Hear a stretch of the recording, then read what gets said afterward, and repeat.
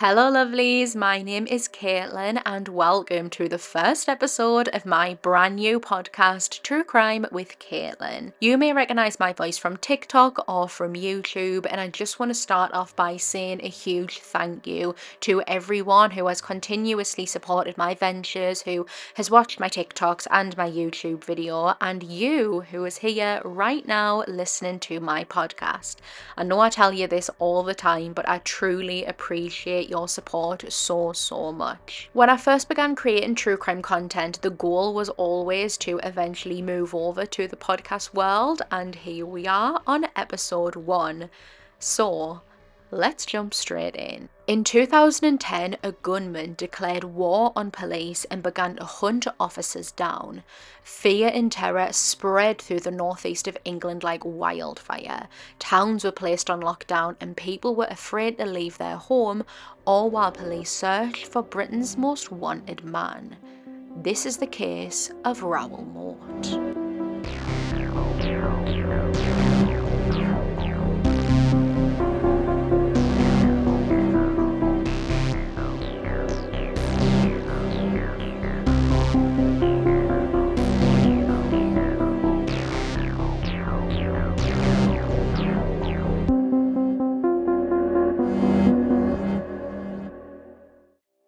In the early 1970s, a young man named Peter Blake moved from Birmingham up to Northumbria after he had found a new job opportunity. Peter settled well into his new life in the north. He began working for the council and began dating a woman named Josephine Moat. Josephine was a single mother. She had recently had a son named Angus and was separated from his dad. Peter didn't mind this. He enjoyed spending time with both Josephine and Angus. In fact, not long after they began dating, the couple moved into a cosy old cottage in Longhorsley and became a happy little family unit. Peter and Josephine seemed so in love. They would go on romantic walks around the picturesque countryside and were always together enjoying each other's company. However, their relationship would break down. This came after several drawn out problems that they had over a period of time that they just weren't able to resolve. It wasn't like they had had this huge argument and then just decided to throw in the towel. By the time they separated, they had been dating for about 2.5 years, and Josephine was pregnant, but Peter had no idea. Raoul Thomas Moat was born on the 17th of June 1973. It wasn't until after his birth that Peter was even aware of his existence. He tried to get back in touch and be involved with Raoul, but Josephine wouldn't allow it. She didn't put Peter's name down on Raoul's birth certificate, and when Peter turned up at the house physically knocking on the door wanting to get in, she wouldn't allow him inside. She had completely blocked Peter from being a part of his son's life. As Raoul would grow and get older, he would become inquisitive about his dad. He would ask questions, wanting to talk about him, wanting to know about him, but Josephine never answered any of his questions and refused to talk about Peter. Growing up, Raoul's childhood was troublesome and traumatic. The family had moved from Longhorsley to Fenham in the west end of Newcastle, which was a rather poor and deprived area. It had high crime and unemployment rates, and even today, some people would still describe it as a bit run down. Josephine had moved here out of necessity, really. It was a cheap area to live in, and she's a single mother of two who isn't working, so for her, her options on where she could move were very limited. Josephine struggled bringing up the boys, and she was really suffering with her own mental health. Although I don't believe at this time she had been diagnosed, it's widely believed that she suffered with bipolar disorder. She would preach off-the-wall stuff to Angus and Raoul, telling them things such as, quote, "We are the chosen people and you're going to be princes and you'll have crowns," and quote, "Don't be sad because the devil doesn't want you to be sad." Josephine would spend periods of time going in and out of mental hospitals. When she was out, she would be so stuffed with medication that she couldn't be a mother to Angus and Raoul. She was in a constant daze and would almost be zombie-like. One of Raoul's earliest memories of his mother was when she was in the peak of one of her episodes. She had collected the boys' toys and set fire to each and every one and forced Angus and Raoul to watch their beloved toys melt and burn away into nothing, which was horrific for them. Eventually, Josephine's mum, Margaret, would step in and she took on the role of raising Angus and Raoul so that Josephine could focus on getting herself better. The boys went to live with their nana, but they could see their mum whenever they wanted because she literally only lived a couple of doors down. The memories from living with Margaret were a lot better than living with Josephine. The boys would enjoy playing together on the beach on one of their many trips there. Raoul raised ducks, which he was very dedicated to. He loved all things outdoorsy. His relationship with Angus was strong, and together they would be cheeky and get into mischief, pulling pranks, just like any other brothers would do. During this time in his life, sort of early to mid childhood to early teen years, Raoul will be described as happy, polite, popular. He was able to mix and talk and make friends with anyone. He had the gift of the gab. He was considered warm, extremely loyal, and was a typical Geordie Jack the Lad. Josephine would end up getting into a new relationship with Brian Healy, who she went on to marry in 1986 when Raoul was 13. Initially, Raoul was excited for this new life. He was finally going to have a father figure and be within a more typical family unit. Not knowing his father was something that was always in the back of Raoul's mind. He was yearning for his dad or even a dad and hoped that Brian could be that father figure that he so desperately wanted, but he wasn't.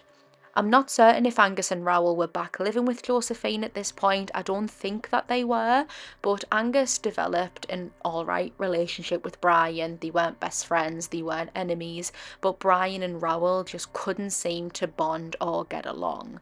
Brian was very cold towards Raoul and at times could be very harsh when dishing out punishments, and Josephine would never intervene. Following the death of Margaret, there seemed to be a shift in Raoul's life.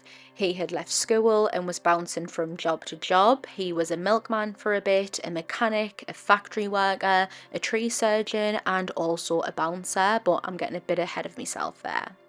He was getting into trouble with the police for things such as road rage and arson. He was estranged from Josephine, probably because of the tension with Brian. He would actually go no contact with his mother for about 10 years.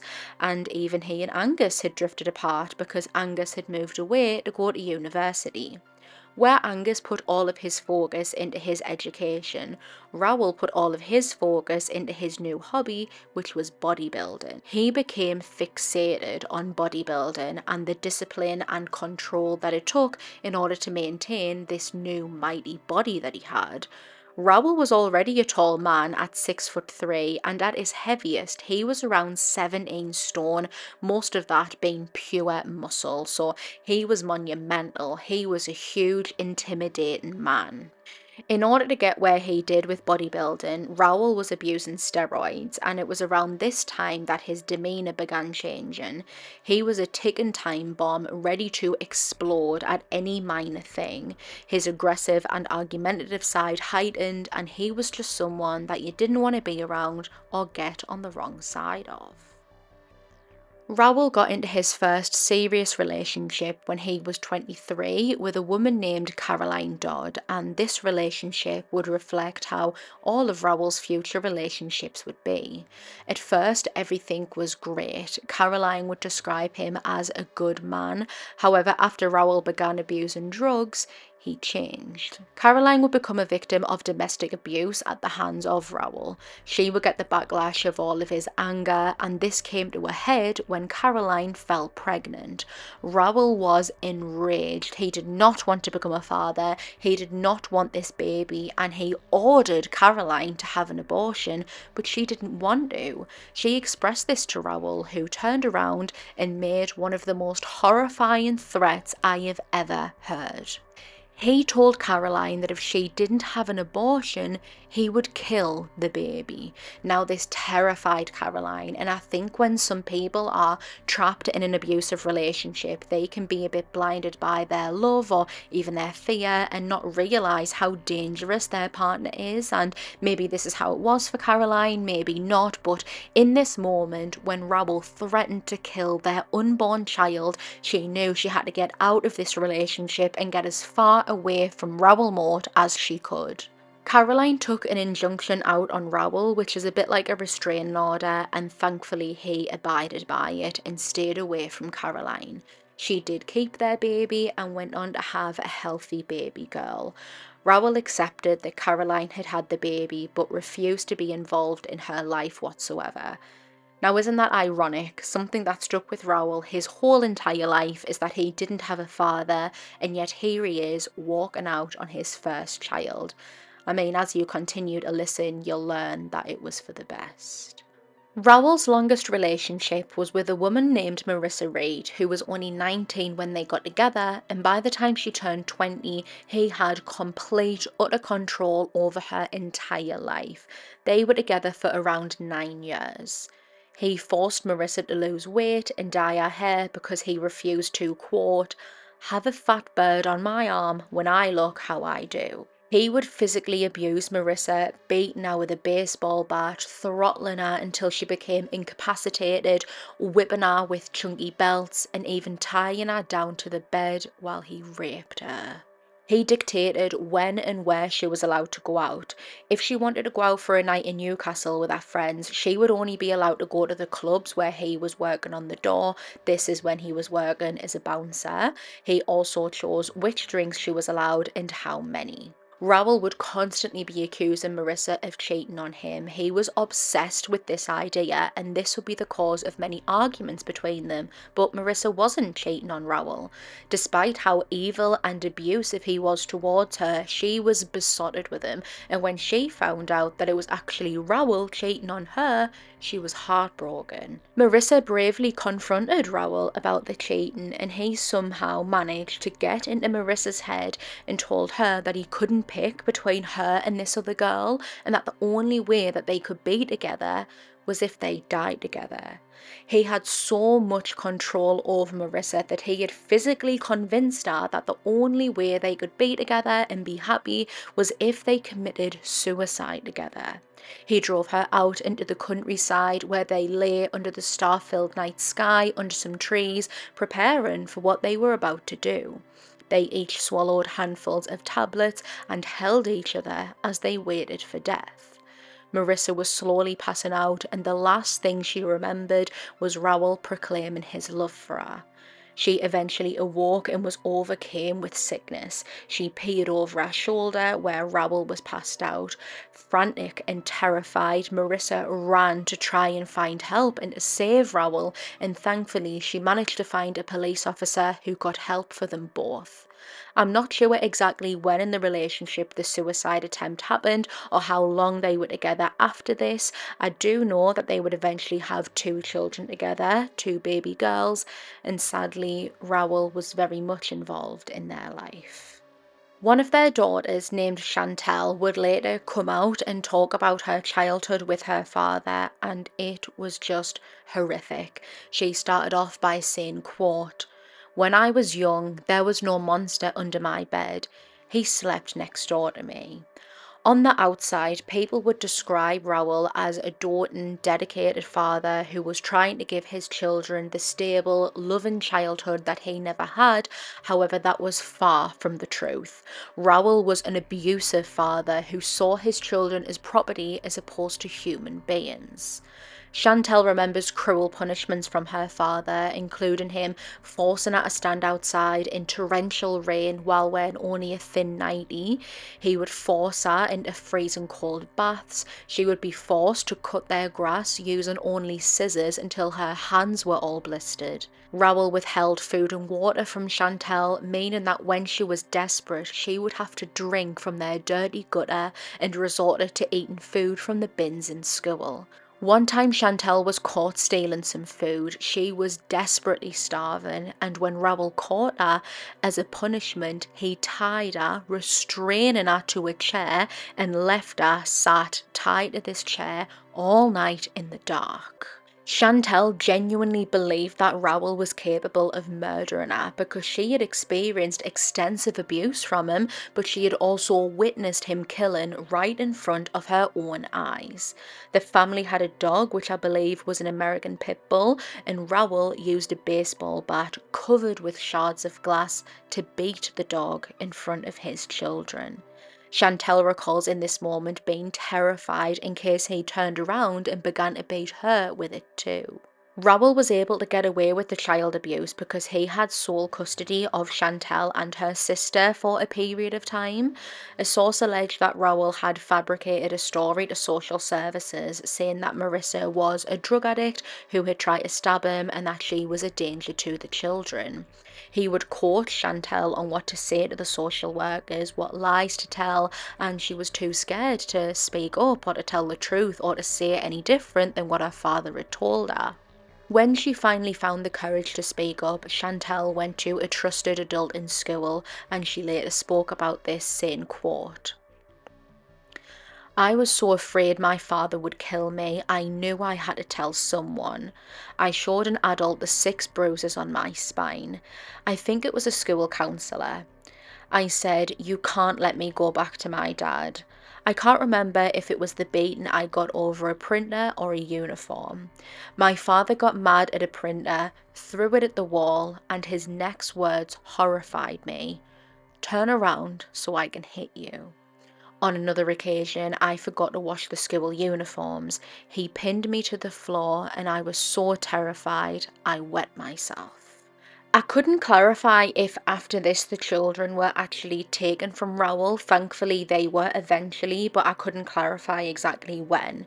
I do know that by August 2009 he was having meetings with social services and he was actually asking for help from them, wanting to regularly see a psychiatrist and wanting to not be split from the girls. He didn't want this family broken up. Now, these meetings were recorded, so I can play a small portion of that recording for you. I would like to have a psychiatrist, psychologist, have a word with me regularly on a regular basis to see if there's somewhere underlying, like where, a problem that I haven't seen. It's easy for me to say I don't do anything wrong, but I would like a professional, not a DIY thing, a professional thing for someone to come along and say, look, there's area for improvement here. This is a problem. Why don't we just have a psychiatrist sit me down and say, right, okay, I want to see you regularly. Then we can move towards where your areas of fault are. We can enhance on these areas, and work with us. This is one of the things I'm suggesting, and to me that would be the most, spend some money in trying to get this family back together instead of splitting it up. If I'm fault myself in any way, I'm open to all kinds of suggestions, but I refuse to spend the rest of my time fighting with social services. What is maddening about that is that nothing was done following this request. And by this, I don't mean I'm mad that the girls weren't returned to him. I'm thankful that they were taken away from their evil, abusive father. But it's maddening that he's clearly asking for help and is being ignored. And if he had got the help, it may have saved lives. Now I'm going to jump back in the timeline a little bit. So we're going to go right back to 2004. Raoul is 31 and while working the door on a nightclub named Liquid, he met a very young girl named Samantha Stobbart and right off the bat they seemingly clicked. I don't even know if that's the right word to use. Samantha was only 15, so did they click or was Raoul grooming her? Samantha was immediately attracted to Raoul. He was big and muscly, he was well groomed, and he was charming. Like I said earlier, he had the gift of the gab, and Raoul reciprocated the attraction. Samantha was very young, she was blonde and skinny, and that was what Raoul liked. Raoul was attracted to this girl who was still a child, who was actually closer in age to Chantel than him. In 2004, Chantel would have been 3, so there's a 12-year difference between her and Samantha, whereas there's a 16-year difference between Samantha and Raoul. They didn't begin officially dating until after she had turned 16, and as always, initially things went well. Samantha's family had to accept Raoul. They would sometimes get together and all go out for Chinese food, and They seemingly got along. You'll hear a little bit later that Samantha's dad, Paul, refers to Raoul as son. Raoul would open up and run his own business within this year too. It was a tree surgeon business, which I believe he done quite well with, and he was able to pick and choose his own hours, being his own boss. Samantha quickly moved in with Raoul, and it was from here that their relationship began to change. Raoul's controlling and manipulative side began to rear its ugly head. Samantha would be victim to extensive domestic violence. She would be isolated from her friends and family, and this was easy for Raoul to do. He had done it so many times with his other partners, and with their age difference, there was a power dynamic there too. Samantha had tried to leave the relationship a number of times. However, after she discovered that she was pregnant, Raoul promised that he was going to change, and believing him, Samantha took him back. They would go on to have a baby girl named Chanel. Samantha endured 6 years of abuse until finally she had an opportunity to break away from Raoul. In February 2010, he was sent to Durham prison after an assault. Some sources state that this was an assault on Chantel, who would have only been 9. I couldn't find any details about it, but Raoul would profusely deny this assault. He likely thought that he wasn't going to go to prison, as he had been arrested several times before, 12 times to be exact, and each and every other time he managed to swerve any prison time. However, on this occasion, in February 2010, he was sent to Durham prison, where he would sit for 18 weeks. With Raoul behind bars, Samantha jumped at the opportunity to leave him and end their relationship for good. She broke up with him while he was in Durham prison, and some time after, she began dating a new man. This man was 29-year-old father of 3, Christopher Brown. Chris had only very recently moved up to the northeast. He had been living in Windsor beforehand, and he worked as a karate instructor. Now Samantha knew that Raoul wasn't going to take it well, that she had not only broken up with him, but that she had now moved on. So she done something that she believed would almost help shield her or even protect her a little bit more, and she pretended that Chris, her new boyfriend, was a police officer, but again, he wasn't. He was a karate instructor. Her intent with this was that Raoul wouldn't come out of prison and cause trouble or go near her, because he would fear that this police officer boyfriend could arrest him or send him back to prison. But sadly, it would do the exact opposite. Raoul Moat already had a hatred of police, and when he found out that his girlfriend of 6 years and the mother of one of his children had not only broken up with him but was now going out with a police officer, this just enhanced his hatred. While still incarcerated, he openly spoke about his intent to, quote, cause serious harm to his partner. However, despite prison officers being aware of these threats and reporting them to Northumbria Police, Raoul Moat was released from Durham Prison on the 1st of July 2010. Within hours of his release, he was posting taunting statuses on Facebook, one of which read, quote, "Just got out of jail. I've lost everything, my business, my property, and to top it off, my lass of 6 years has gone off with someone else. I'm not 21. I can't rebuild my life. Watch and see what happens." In the early hours of the 3rd of July 2010, Raoul Moat arrived at a home in Scarfell, Bertley, where he knew that Samantha was. Armed with a sawn-off shotgun and homemade bullets, he creeped up to the house and sat below an open window, listening in to the conversation going on inside. Allegedly, he heard both Samantha and Christopher talking about him, slagging him off and taking the mick out of him. At around 2:30 a.m., Chris and Samantha stepped out of the house, and there was Raoul stood with a gun raised at them.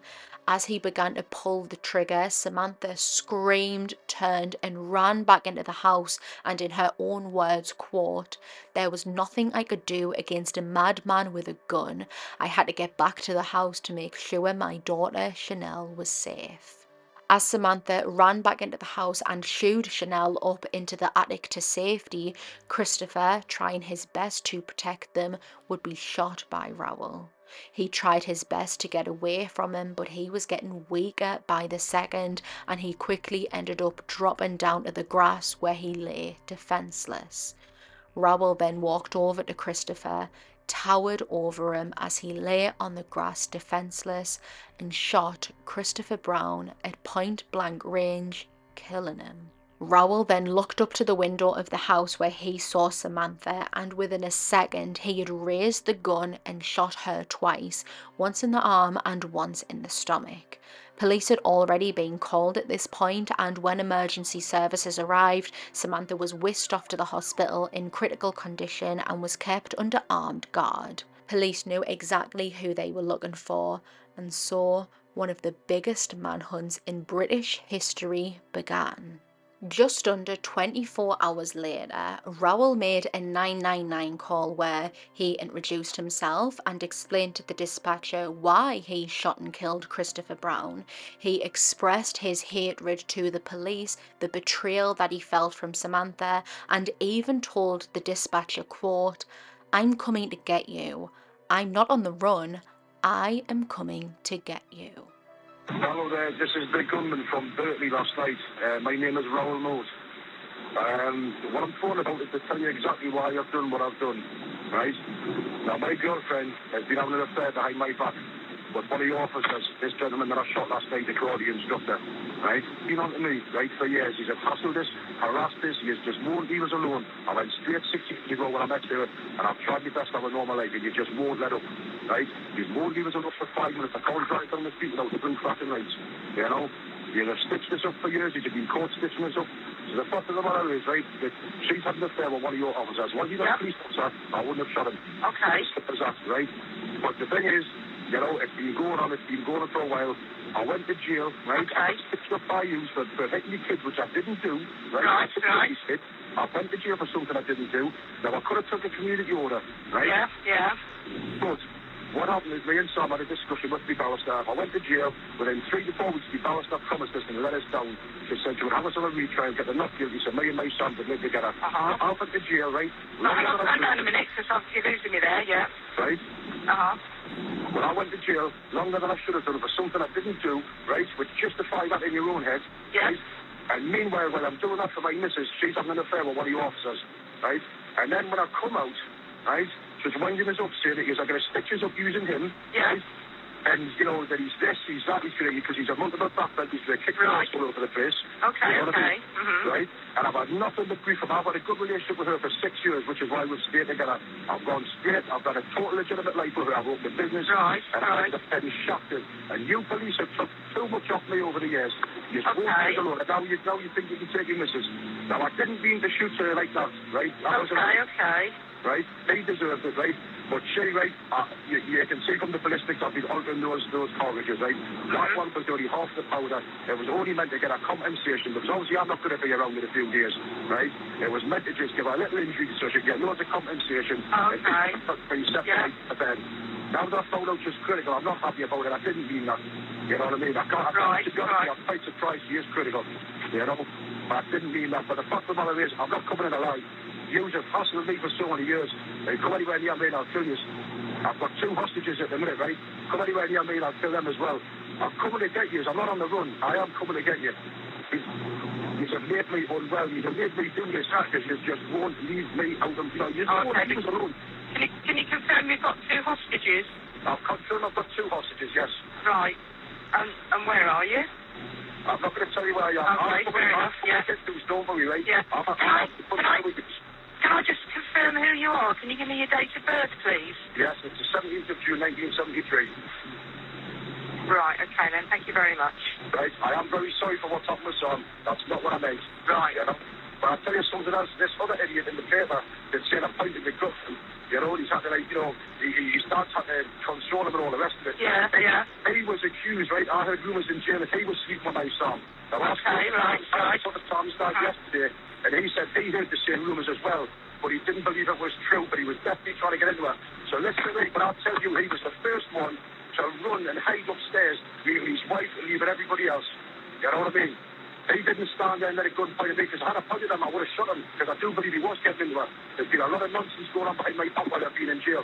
She's changed. She's not off shit.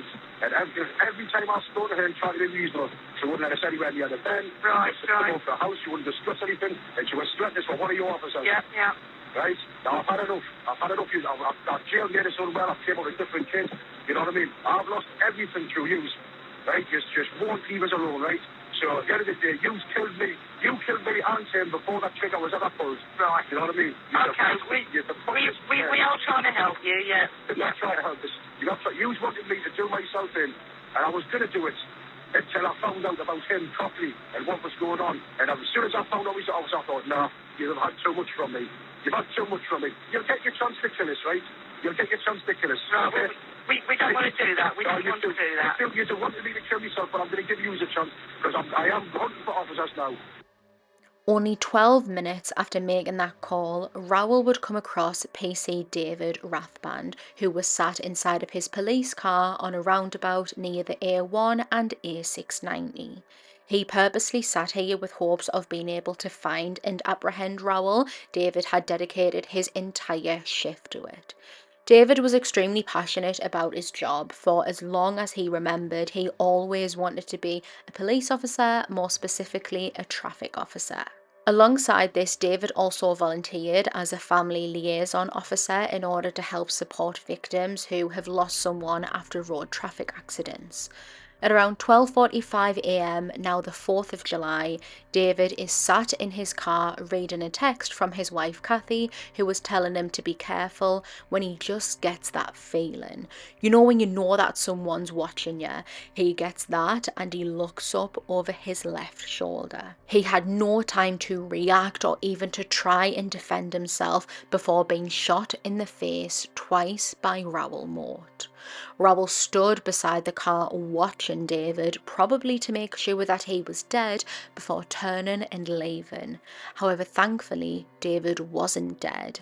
After being shot, he knew that Raoul was stood there watching him, and he knew that if he'd made a noise or moved a muscle, Raoul would have shot him again and killed him. So David had to play dead in order to save his own life. He later recalled being able to hear his blood gushing from his wounds, and he can't even react to it. David was rushed to Newcastle General Hospital, where he too was in critical condition. He would pull through and survive, however he was left totally blind, and the final thing that he ever saw was the barrel of a gun and a white flash. After shooting David, Raoul made his way over to a friend's house and tried to justify his actions, telling his side of the story. As you heard within the 999 call, for him, the shooting stemmed from his belief that Samantha was cheating on him with Chris, who, again, he believed was a police officer, and then with someone else as well. Obviously, we don't know how true that is. If you think back to Raoul's relationship with Marissa, he would constantly accuse her of cheating when it was actually him, and even if it was true, there's no justification for shooting someone. I just want you to take some of the stuff that he says with a pinch of salt. Raoul gives his friend a handwritten 49-page confession, which read in part, quote, "I guess I finally lost it. I'm not on the run. I will keep killing police until I am dead. They've hunted me for years and now it's my turn. Last night I called 999 and declared war on Northumbria Police before shooting an officer on the West End A69 roundabout in his T5. Rang again and told them they're going to pay for what they've done to me and Sam. I went straight, but they couldn't let it go. The public need not fear me, but the police should, as I won't stop until I am dead. They took it all from me. My kids, my freedom, house, then Sam. Where could I go from there? Obviously I have issues, but I was pushed. I could simply admit to anything now because it doesn't matter. I'm a killer and a maniac, but I ain't no coward. I was terrified of losing Sam, as I knew I'd lost the plot. Now I've realised Sam is really hurt and I'm gutted. I never meant that. These doctors better save her life or I'll hit that hospital. I still love her despite everything, but my head is a mess right now and I know I'm too far gone to make much sense of it. They had opened the window and I could hear everything. At 2:30 a.m. they came out and I shot him in the chest. I reloaded 2 customised rounds. one for Sam and one for him. I think she thought that part of me was gone, and in many respects I wish it had. There is always that other side that takes over me when I get hurt, and only Sam can control it. She can make it go away or bring it back. I rely on her to have any normal life. I hate that side and do my best to keep it buried. It's like the Hulk, it takes over, and it's more than anger. It happens only when I'm hurt, and this time I was really hurt. I'm sorry about Sam. I wish I hadn't shot her. Just make sure she stays alive. I never cheated on her. I wish she had not on me. She pulled the trigger by doing so just as much as me. Sam was like no other and filled huge gaps in my life and changed my view on life. All my life I wanted death, hence the reason I took risks, made the worst kind of enemies and behaved the way I did, but now I had different thoughts. I wanted my life with Sam. Northumbria police were desperate to find Raoul. They were pulling resources from all over the UK. 1/10 of the entire UK's armed police aided in the search of Raoul. Between 2010 and 2011, there was just over 6,500 armed officers in the UK, meaning that over 650 armed officers aided in helping find Raoul. Armed cars were provided from the Police Service of Northern Ireland and the Metropolitan Police, and there was also a £10,000 reward for information leading to Raoul's safe arrest. From her hospital bed, Samantha made a direct appeal to Raoul, which was read out by a detective, saying, quote, "Please give yourself up. If you still love me and our baby, you would not be doing this anymore." Samantha's dad, Paul, also made a direct appeal. Raoul, son, please just has to stop. It's gone on far too long. What sort of memories are these of the kids that had of their father? If they ask me in the future and the bairns, I will tell them exactly what's happened. I won't lie to them, you know that.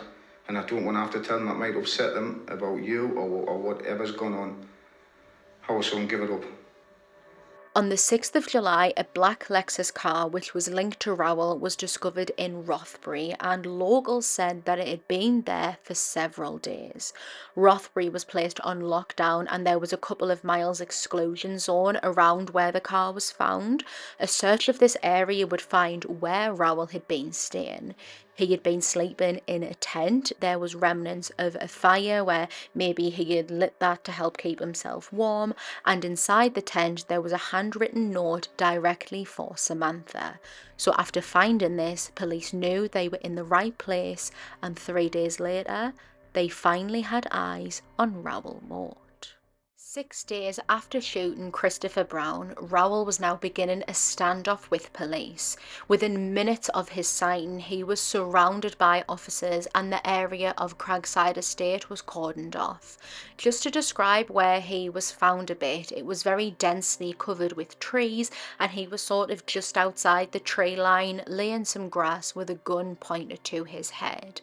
I have posted images relating to this case over on the podcast's Instagram, which is True Crime Caitlin Pod, so there'll be a picture over there so you can see how it looked. Negotiators arrived and tried to negotiate with Raoul. They were creeping closer and closer to him. They were able to provide him with some food and water, but no matter what they were doing or saying, Raoul was not going to give himself over and would not remove the gun from his head. The whole standoff became this huge spectacle and it was being live streamed on every news channel, and thousands, if not millions of people up and down the country were watching every single second.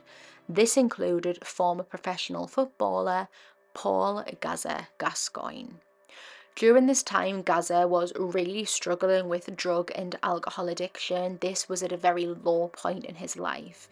He had been watching the news and the only thing that was really being shown was this standoff between Raoul and the police.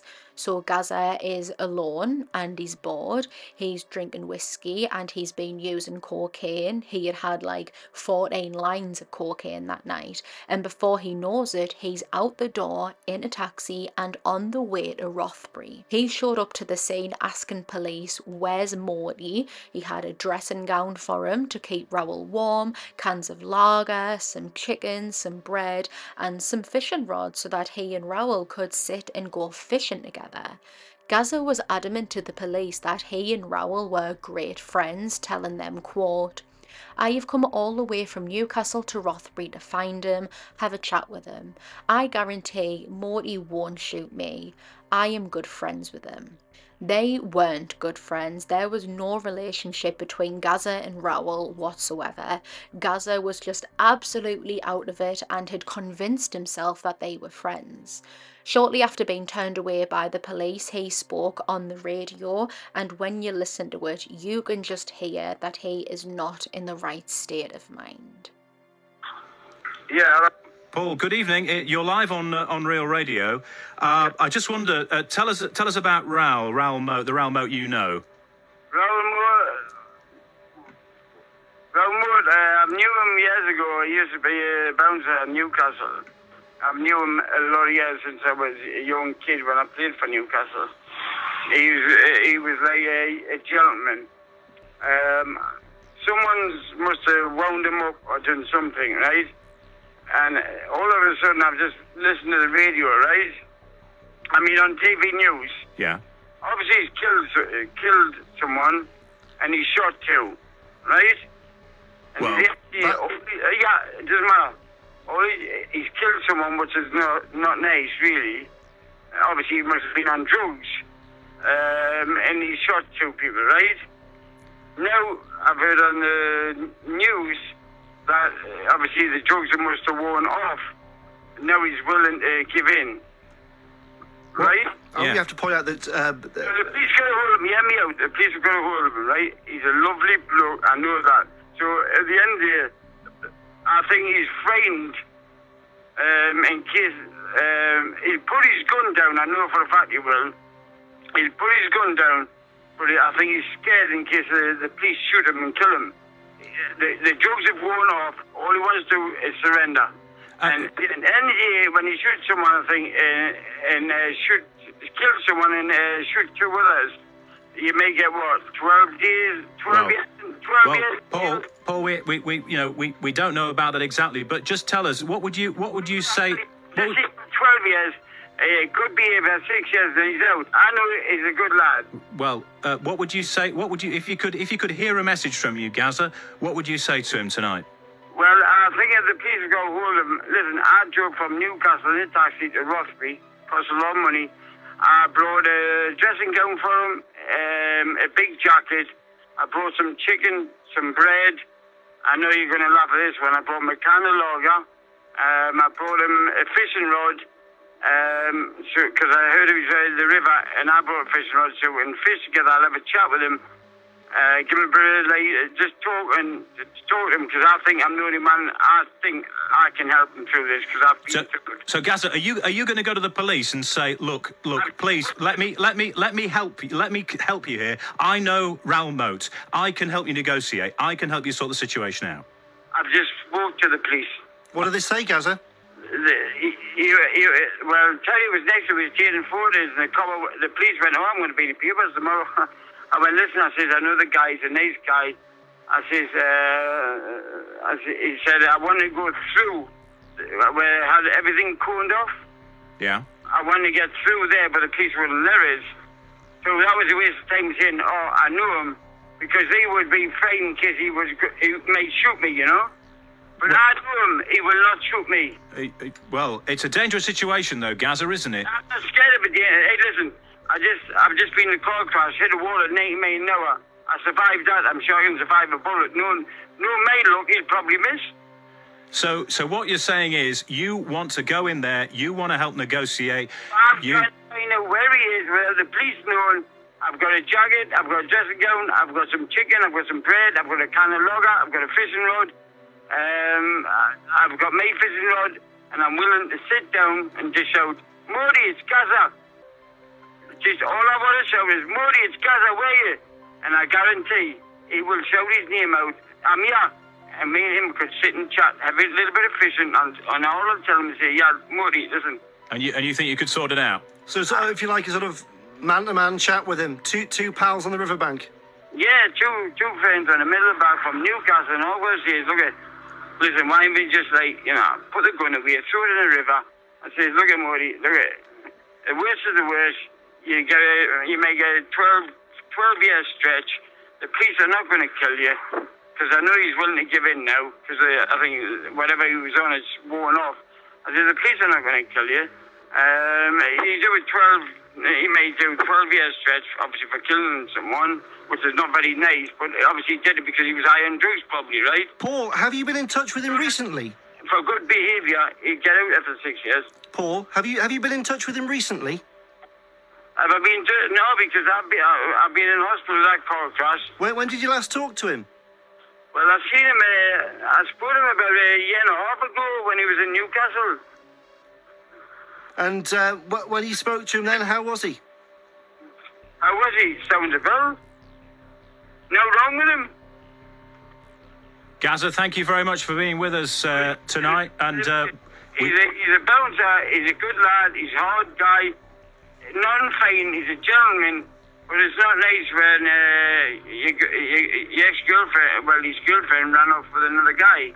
Gaza, anyone. Gaza, thank you very much for talking to us. We wish you well in your efforts to try to bring the situation to a peaceful resolution. Do me a favour, do wish me well. Do wish Morty well. He'll be all right. Well, I think you've done that already. Right. Morty, I'll look for him, and I'll tell you what, I won't give in. I went from Newcastle over to Rothby, and now I'm going to stay in a bed and see if I can find him. And I'll tell you what, he's the only one I think I can talk to him. And I ain't scared. Paul Gascoigne, many thanks for joining us on Real Radio tonight. We appreciate it. Thank you very much, and do us a favour. Go on. Send a cheque through the post. Only joking.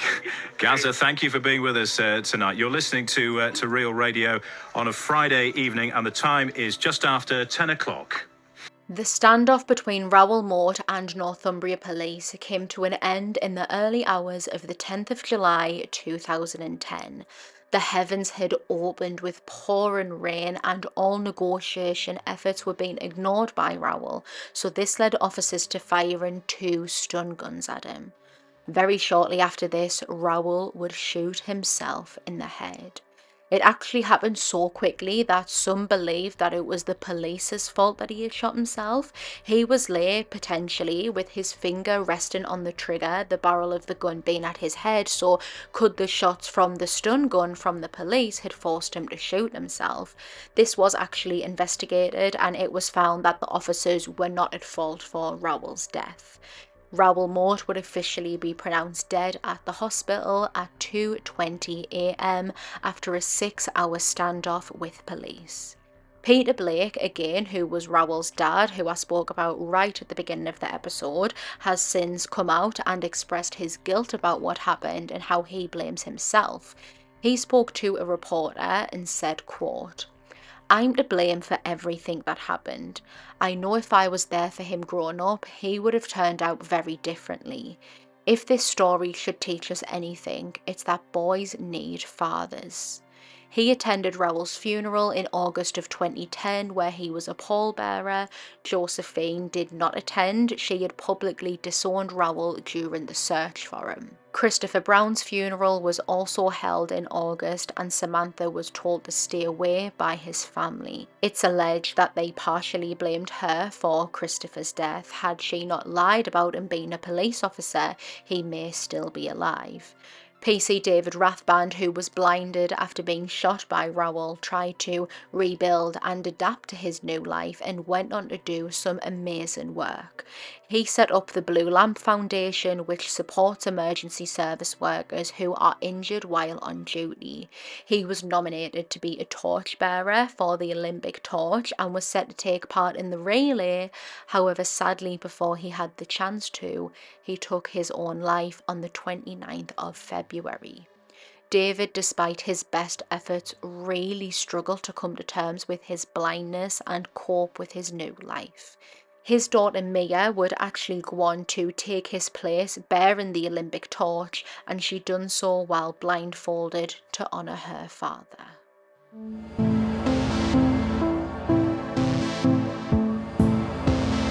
Thank you you so much for tuning in to my first ever podcast episode. If you enjoyed it, please make sure to leave me a review. I would appreciate that so much. You can follow the podcast over on Instagram at True Crime Caitlin Pod, where I'll be posting images relating to all the cases that we talk about and for any updates. Make sure you tune in again next week for a brand new episode.